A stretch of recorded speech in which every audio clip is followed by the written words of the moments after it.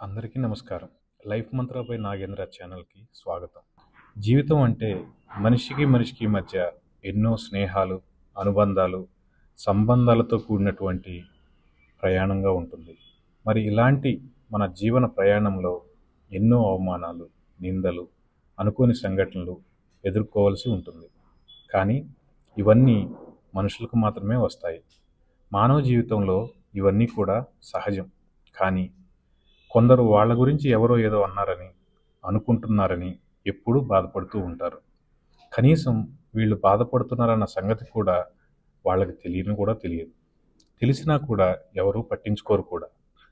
కాబట్టి ఈ ఆనందమయ జీవన ప్రయాణంలో ఇతరుల గురించి ఆలోచించి సమయం వృధా చేసుకోవటం కన్నా మూర్ఖత్వం ఇంకేముంటుంది? ఇలాంటి ఓ సంఘటన బుద్ధ భగవానుని జీవితంలో ఎదురైనప్పుడు ఏం చేశారో తెలుసుకుందాం. ఒకనాడు బుద్ధ భగవానుడు శిష్యులతో కలిసి భిక్షాటనకు బయలుదేరారు. ఒక గుమ్మం దగ్గర ఆగి అమ్మ అని పిలువగా ఒక ఆమె బయటికి వచ్చి బుద్ధుడిని చూసి, నీకు బుద్ధి లేదా? అడుక్కోవడానికి సిగ్గు లేదా? నీకు తోడు ఈ శిష్యులు, నువ్వు చెడి వీళ్లను కూడా చెడగొడుతున్నావు అంటూ ఎన్నో తిట్లు తిట్టింది. కాసేపటి తర్వాత బుద్ధుడు చిరునవ్వుతో, అమ్మా అయిపోయిందా? ఇప్పుడు నిన్ను ఒక ప్రశ్న అడుగుతాను అన్నారు.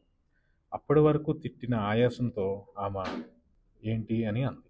అప్పుడు బుద్ధ భగవానుడు, ఇప్పుడు నా చేతుల్లోని భిక్షపాత్ర నీకు ఇవ్వకుంటే ఏమవుతుంది అని ప్రశ్నించాడు. ఏమవుతుంది?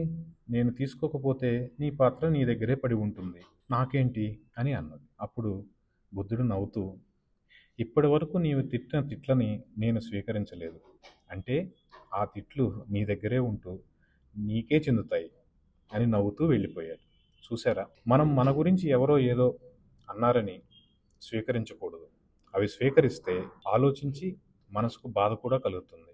కానీ మనం కూడా బుద్ధుడిలా ఆలోచిస్తే ఆనందంగా ఉండవచ్చు. అవన్నీ అన్నవాళ్ళకే చెందుతాయి. ఏదైనా అంతే. మనం కళ్ళతో చూస్తే మన కళ్ళకే ఆనందం. నోటితో ఏదైనా తింటే ఆ రుచి కూడా మనకే. చేతులతో ఏదైనా స్వీకరిస్తే అది కూడా మనదే అవుతుంది. ఇలాగే మన నోటితో దూషిస్తే అది కూడా మనదే అవుతుంది. అందుకే ఎవరినీ దూషించకుండా ఎవరన్నా సరే ఏదన్నా అన్నా నవ్వుతూ వారికే వదిలేస్తే జీవితం ఆనందంగా ఉంటుంది. ఈ వీడియో కనుక నచ్చితే లైక్ చేసి ఛానల్ని సబ్స్క్రైబ్ చేయండి. Thank you.